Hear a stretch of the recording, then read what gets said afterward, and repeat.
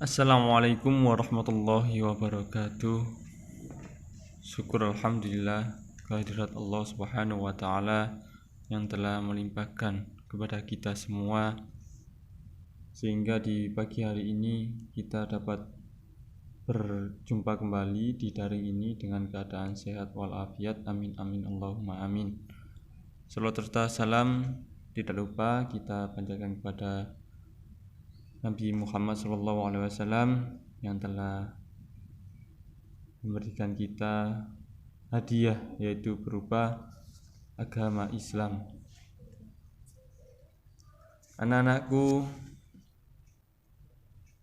SMP Anak Bangsa Cerdas yang saya cintai, khususnya kelas 8, kita sudah beberapa minggu kemarin kita liburan panjang. Semoga kalian di sana sehat-sehat walafiat. Amin. Hari ini kita akan mempelajari yaitu tentang sholat berjamaah, sholat sunnah berjamaah maupun munfarid. Sebelum kita memasuki pelajaran, kalian bisa membuka buku siswa yang sudah diberikan oleh sekolah. Kalian buka yaitu bab sholat sunnah berjamaah maupun munfarid. Nah, sholat sunnah ini nanti ada susunannya, yaitu sholat sunnah berjamaah dan ketentuannya, sholat munfarid macam-macamnya dan ketentuannya, bagaimana itu caranya sholat sunnah munfarid maupun berjamaah.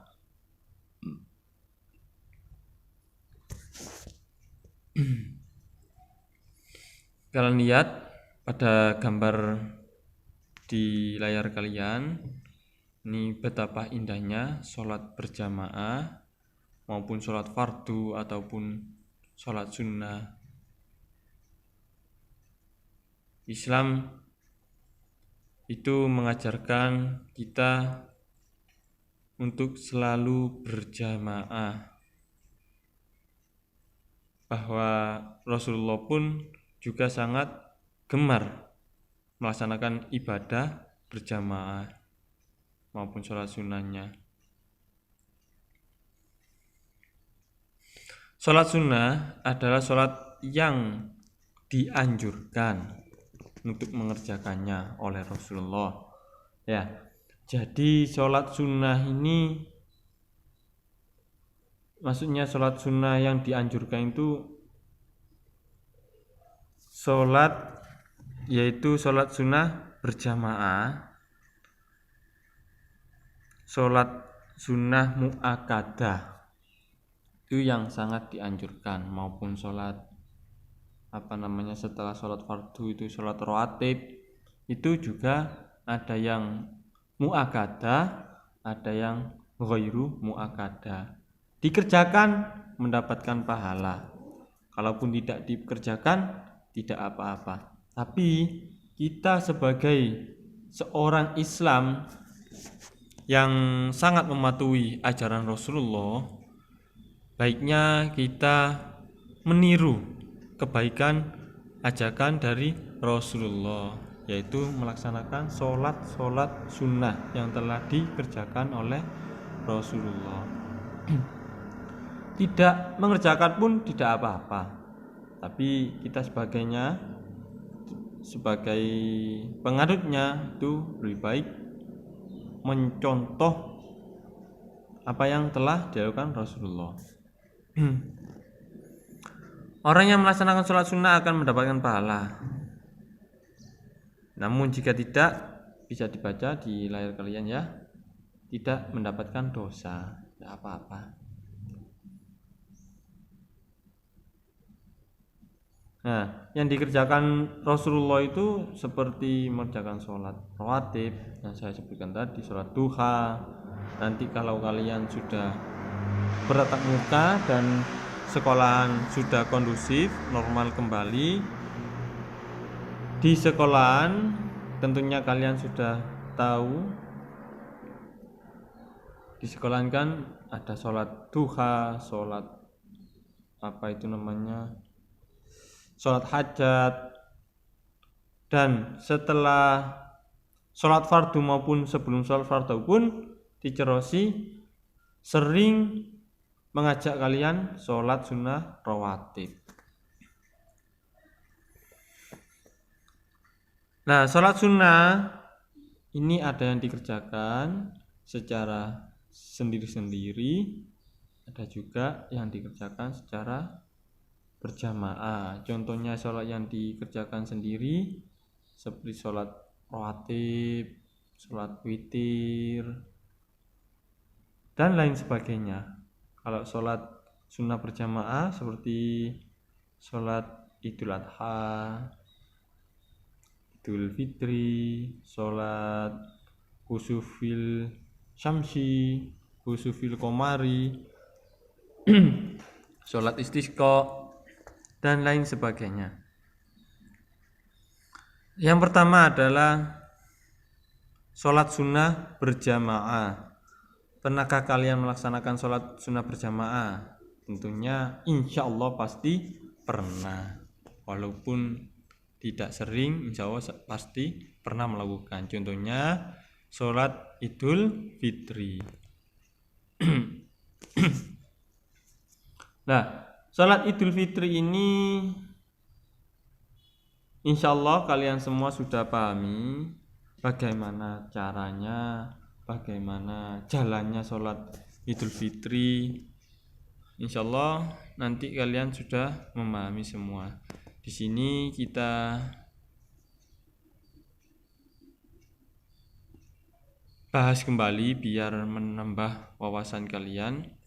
Sholat Idul Fitri ialah sholat sunnah 2 rakaat yang dilaksanakan pada hari raya. Hari raya itu jatuhnya ialah 1 Syawal yang setelah Ramadan. Hukum sholat sunnah Idul Fitri ialah sunnah muakkadah, sunnah yang sangat dianjurkan. Jadi sholat sunnah ini sangat dianjurkan oleh Nabi.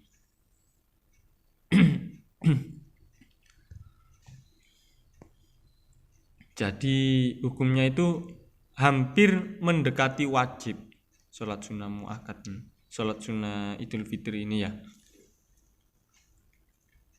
Tidak mengerjakannya pun juga tidak mendapat dosa. Tetapi masa sih sholat Idul Fitri ini hanya setahun 1 kali kalian tidak mengerjakannya? Kan sangat eman. Kapan lagi? Hanya 1 tahun 1 kali. Kalau tidak mengerjakannya kan kita kehilangan keutamaan dari hari raya. Nah, id artinya fitri, kembali, halal, makanan minuman yang sebelumnya dilarang pada bulan Ramadan. Waktu untuk melaksanakan Idul Fitri ialah terbit matahari sampai tergelincirnya matahari pada 1 Syawal. Nah, jadi kalau umumnya itu jam 6:30, jam 6 itu. Tapi melihat kondisi waktu kan berbeda-beda. Nah, langsung saja tata caranya sholat Idul Fitri. Sholat Idul Fitri dimulai dari niatnya dulu. Sholli sunatal Idul Fitri rakaataini lillahi ta'ala, ditambahi fardhu lillahi ta'ala juga tidak apa-apa. Ya. Ini kalian hafalkan di rumah. Jangan sampai tidak bisa niatnya Idul Fitri. Nanti kalau sholat Idul Fitri, aduh, apa ini niatnya? Lupa saya. Tidak tahu saya. Lah. Terus kalian sholat itu nanti bagaimana kalau tidak bisa niatnya? Iya. Walaupun niat di bahasa Indonesia itu juga tidak apa-apa, tapi yang lebih afdol pakai bahasa Arabnya. Yang kedua adalah tata caranya sholat Idul Fitri pada rakaat pertama sesudah membaca doa iftitah. Kalian sudah hafal semua insyaallah doa iftitah bagaimana, kabira walhamdulillahi katsira wa subhanallahi bukratan wa asilatan, selanjutnya sampai akhir. Bertakbir mengangkat tangan sebanyak 7 kali. Nah, di sela-sela takbir itu kan kalian ingat kan sholat Idul Fitri ini banyak melakukan takbir selama 7 kali. Nah, di sela-sela takbir itu ada bacaannya. Kalian jangan diam saja kalau di takbir Idul Fitri itu. Yang pertama ialah subhanallah walhamdulillah wala ilaha illallah wallahu akbar.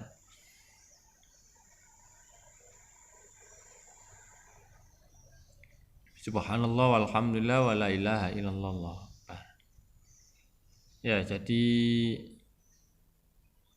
takbir pertama setelah doa iftitah itu membaca alhamdulillahirabbil alamin arrahmanir rahim maliki yaumiddin sampai akhir. Dan setelahnya takbir pertama, takbir kedua membaca subhanallah walhamdulillah wala ilaha illallah wallahu akbar sampai takbir ke 7.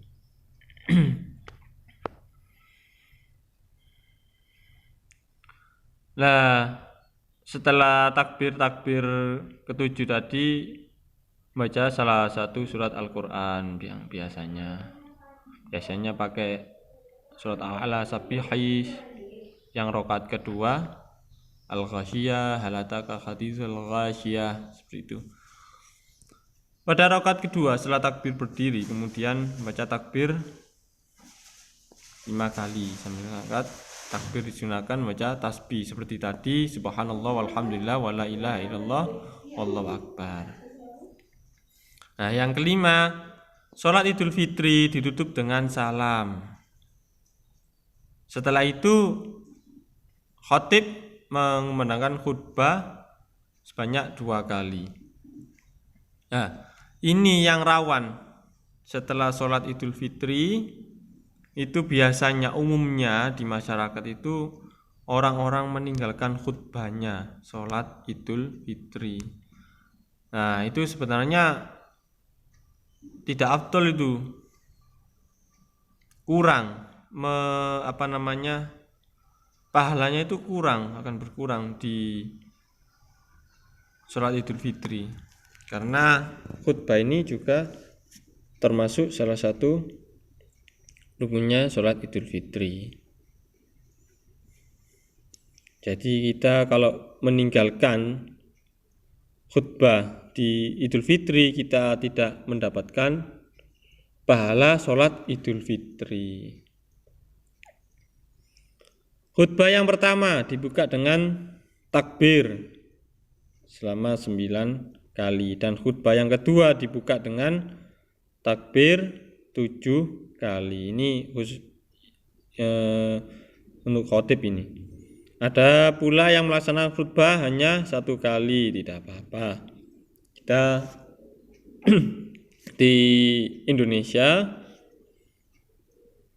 juga ada beberapa banyak berpendapat yang lain. Kita saling menghormati saja. Setelah sholat Idul Fitri, para jamaah dianjurkan untuk bersalam-salaman. Nah, ini dianjurkan bersalam-salaman. Tapi kalau saya pribadi lebih mengutamakan kepada orang tua dahulu. Kalau di masjid ada yang mengajak bersalaman, ya kita tidak apa-apa bersalaman. Tapi yang untuk meminta ampun, itu meminta maaf, itu harusnya ke orang tua dahulu.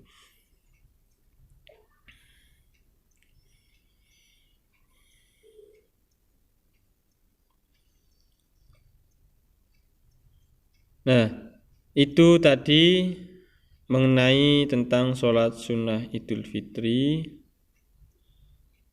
Nanti tugas kalian di rumah yaitu menghafalkan niat sholat Idul Fitri.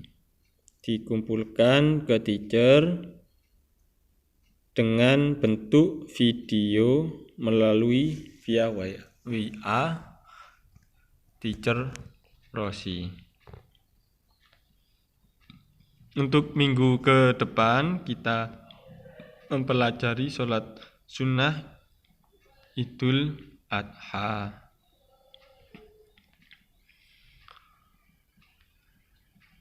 Sampai di sini pertemuan kita hari ini.